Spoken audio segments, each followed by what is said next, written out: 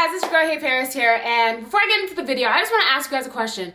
Have you ever felt like mentally drained? Have you ever felt like you don't want to do anything, you felt unproductive, you just wanted to like lay in your bed and do absolutely nothing even though you have time to do so many things that day? That's how I've been feeling these past couple of months. I just wanted to let you guys know that because sometimes I'm like, they must think I'm not taking this shit seriously, but in reality, I was just in this funk and nothing was wrong. You ever like, I know you guys know what I mean. Like nothing was wrong, nothing was the matter. You weren't sad, you weren't anything, but you just were like, I don't want to do anything and I feel weird and I just want to lay in bed. That's how I've been feeling these past couple months. But then guess what? I debunked it. I realized what was wrong, okay? My nails wasn't done, my eyebrows weren't did, and my hair wasn't done. But bitch, guess what? Okay? I got my nails done. I got my eyebrows on fleek, and I finally got my hair done. Okay, listen, I've been searching for a professional, nice hairstylist in Toronto, and I finally found one, Dolce Rosa on Instagram. I think it's, hold on, I think it's an underscore DOLCEROSA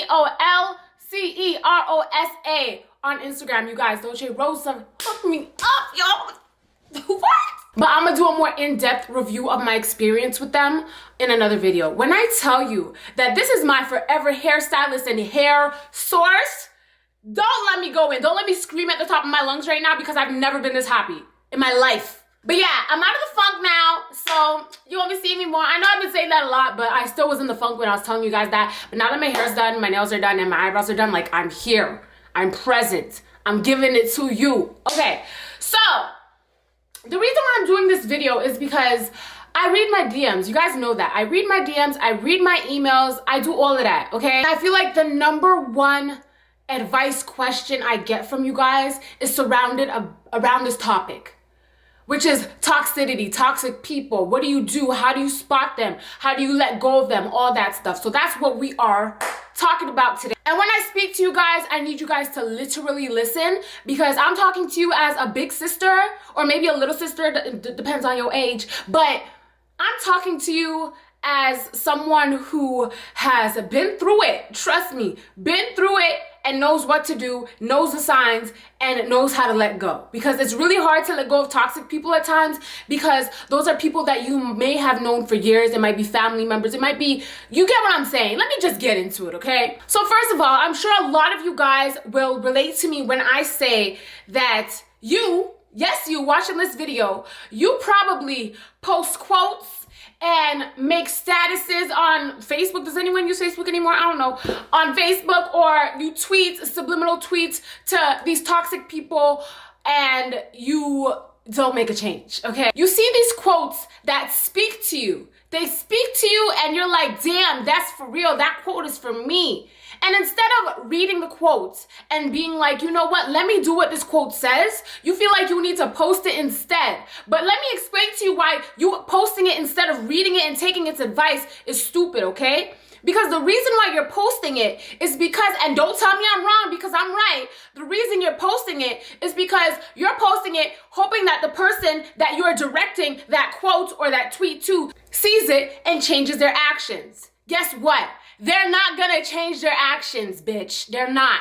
Toxic is toxic. Toxic don't change. Once someone is toxic, that toxicity sits within their bowel movements, okay? The toxicness is in them forever. And what sucks is they may be toxic to you and not toxic to other people, which makes it even more like you need to get away from them because that means they choose to be toxic towards you. And most of the time, people like me and you who sit here and we're like, I didn't do anything. I know I didn't do anything. I'm the type of person that when I know I'm wrong, I'm not afraid to say I'm wrong. I don't know if it's a Cancer trait because I'm a Cancer or like who I am or how I was grown up or whatever. But when I'm wrong, I do not have a problem saying I'm wrong. I might not say it in the exact moment, but like a day or two later, I might be like, you know what? I was wrong. What I did was wrong. What I said was wrong. Whatever. I have no problem doing that. So I know when I did nothing wrong and someone is toxic towards me, there's a deeper issue within them that has nothing to do with me. So my duty is to cut them off. So instead of posting these quotes and tweets and subliminals hoping that these people see it, read what it says and do as it say. Because you posting it is not gonna bring you anywhere. It's not gonna do you anything. And people like me are gonna read it and be like, why don't you just do it? Why are you posting it? Why are you announcing it? Just cut them off. 2020, we are not announcing anything. We're doing as we want, as we please, as we see. Now, how do you spot a toxic person? Toxic people come in many forms.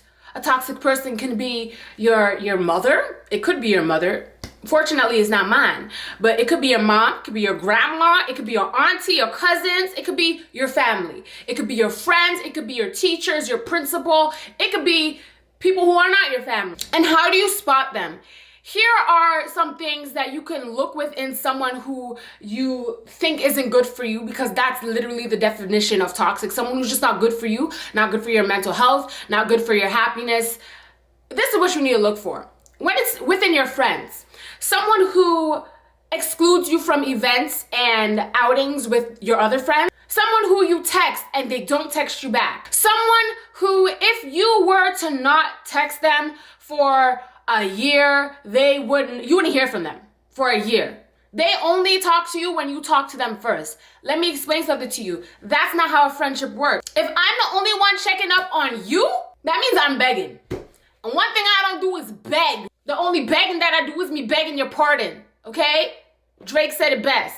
2020, we do not beg friends, okay? Some white people might be confused because it's kind of like a Caribbean term, but beg friend basically means you do not beg for anyone's friendship. You do not beg anyone to talk to you. You do not beg anyone to care about you. You do not beg anyone to go out with you to have fun or none of that. You don't beg. We don't beg 2020. We're not begging. I haven't been begging since I was like maybe 14, but I'm just saying for y'all, we don't beg. Bad bitches don't beg.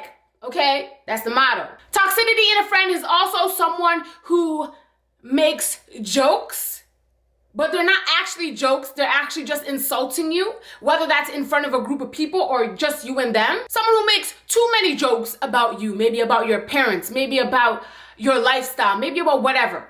That ain't a friend. We don't do that. And toxicness in friends comes in many, many, many forms. So I could go on and on and on, but you know best if someone is toxic to you or not. Now, family, that could be your mother, your grandma, your auntie, whatever. Someone, again, who I feel like family members are more on the making fun of your parents' side for some reason, from the emails and DMs that I get. So moms and aunties and cousins saying, oh, you're overweight, or wow, you're too skinny, or whatever the case may be. That's toxic. And you could cut their asses off too. What you mean? But when it comes to parents, your mom and your dad, whatever, I feel like anyone watching this, you're at the age where you can sit down and speak to your parents about what you like and what you don't like. So that means if your mom is a toxic person, Mom, I really don't like it when you talk about my weight. Mom, I don't really like it when you talk about my appearance. It hurts my feelings. And if that doesn't click with your mama, she going to jail. I'm calling the police. The hell? When it comes to aunties and cousins, you just cut them off. What do you mean? Family dinner, Christmas dinner, I'm not going. I don't want to go. Auntie Lala's there. I don't want to go.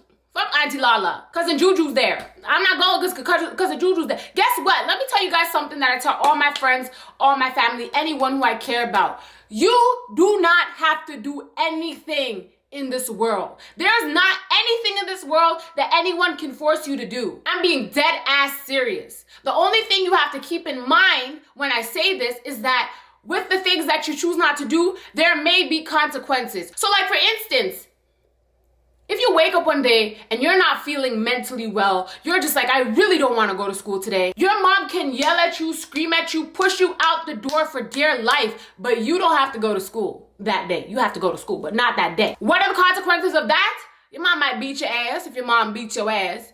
You might get in trouble with your principal. You get what I'm saying? There's consequences to that, but you don't have to do it. You don't. What?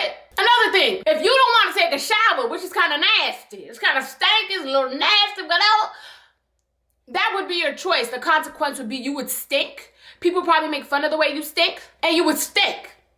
But guess what? You don't have to do it. You don't.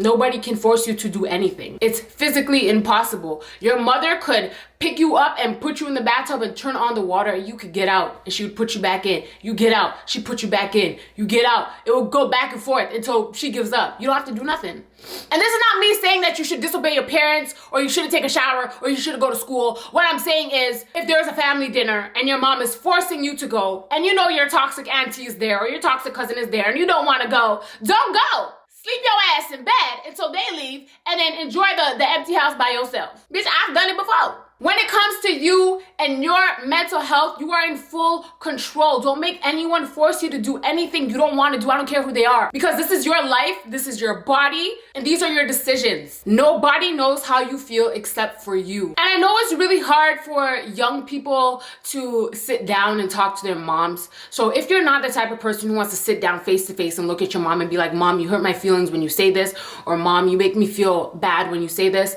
then send a text. Send a text when you're at school, when you're out with your friends, send a text. And I feel like in text messages, you're able to really express yourself a lot more than face to face. So that'd probably be the best advice, actually. How do you get rid of toxic people? Okay, this is gonna be the hardest part of this video because someone like me, I'm the type of person that I love you even though I know you don't love me the same way. I love hard. I love my friends hard. I love the people in my life hard.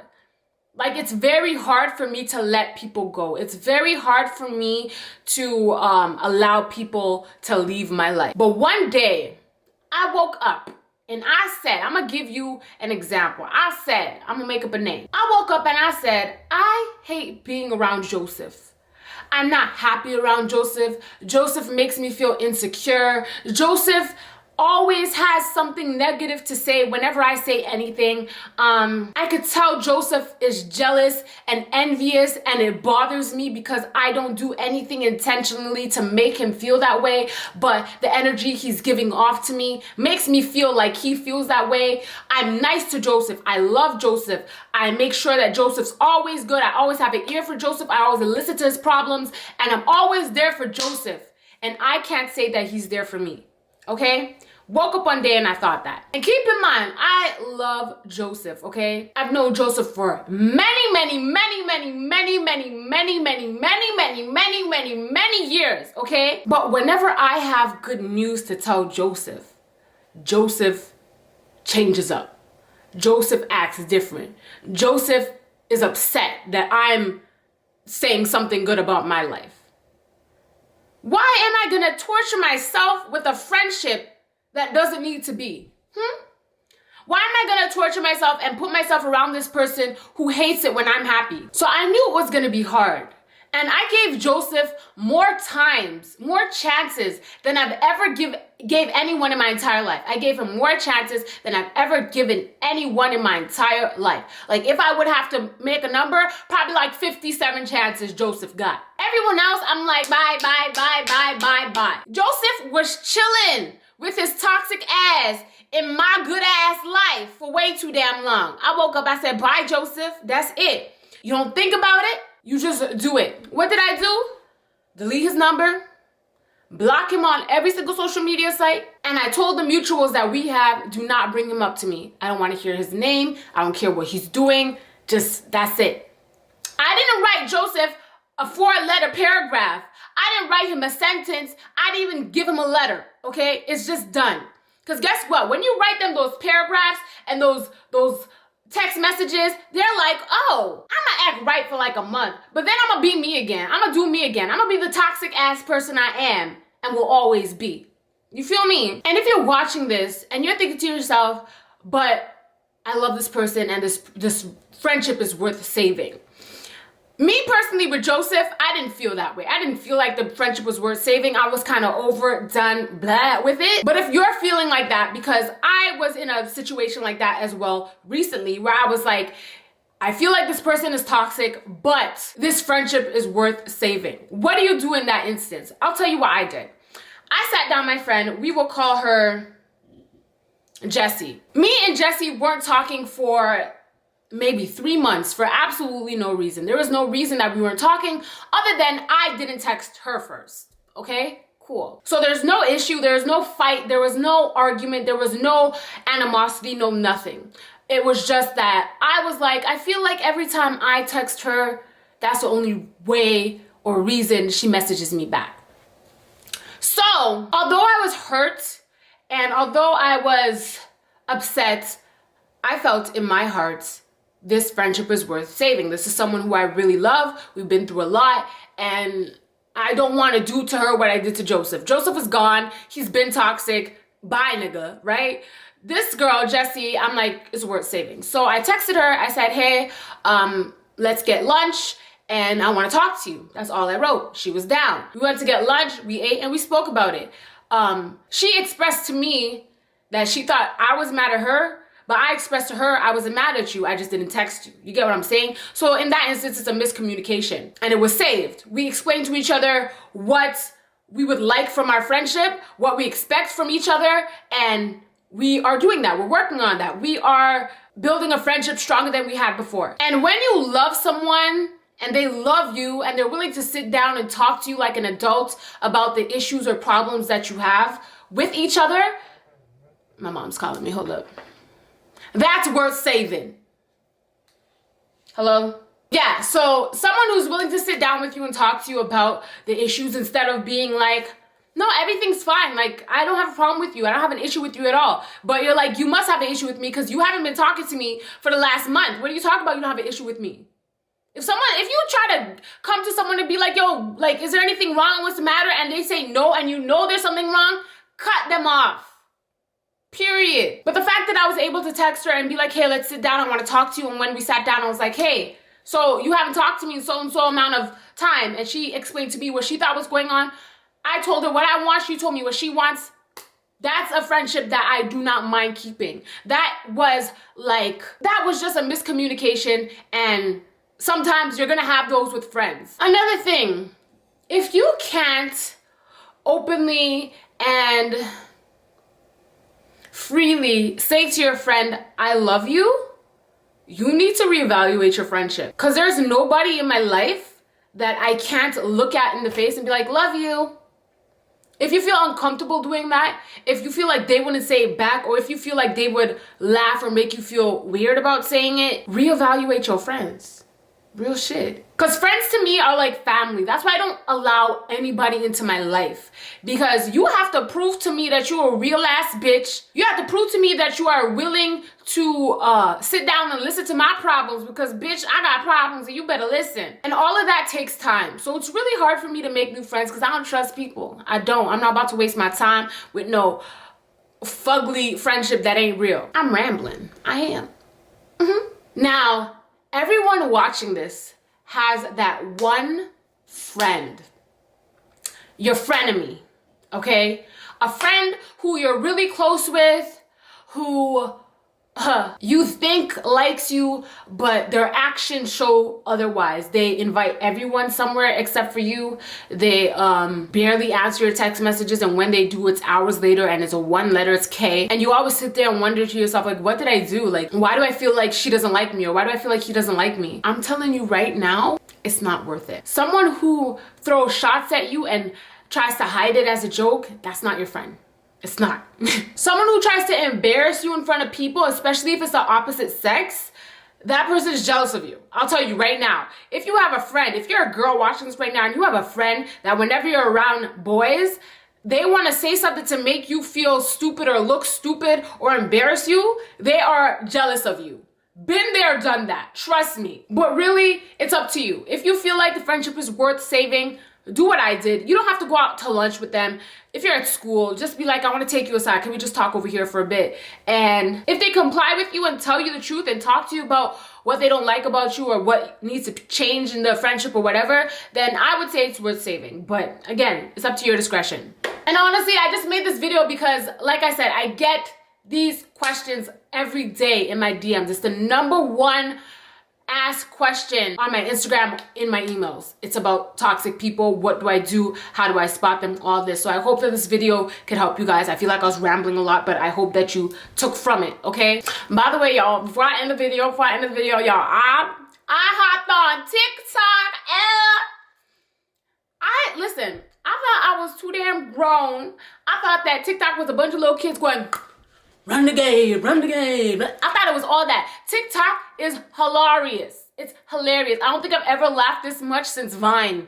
This shit is so funny, okay? So if you want to follow me on TikTok, this is my TikTok right here. Oh, snap. You can see the ring light. Okay, where you go? You won't focus? Anyways, my TikTok is HeyParis. I have 4 videos up right now. 2 with Cameron, 2 with myself. So if you're interested, go watch it, girl. It's really fun. Like, sign up for TikTok or whatever. This is not sponsorship, but bitch, it's popping. Like, for real, I'm having the time of my life in this bitch. For real. Username is HeyParis, duh. Anyways, guys, thank you so much for watching this video. If you have any questions or if you want advice on whatever, DM me. I do read my DMs, but I don't answer your DMs if you don't follow me. If you're not following me, I don't answer you. I just delete the message because, bitch, follow me. Anyways, guys, thank you so much for watching this video. I love you guys so much. Don't gotta tell you twice. See you on the flip side. Bye.